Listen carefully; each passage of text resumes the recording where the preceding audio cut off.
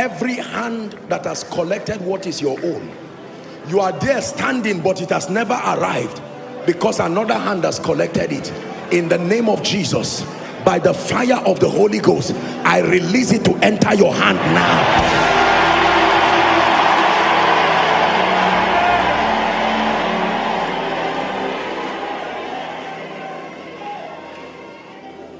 Hallelujah. A wrong hand collected the blessing of Esau.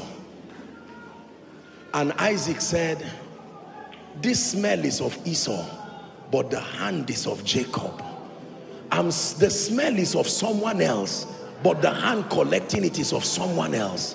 Again, I'm praying one last time tonight, Koinonia. Any hand that has collected what is your own, in the name of Jesus, I stand by the power of prophecy. I overturn that hand and I force it to release it to you.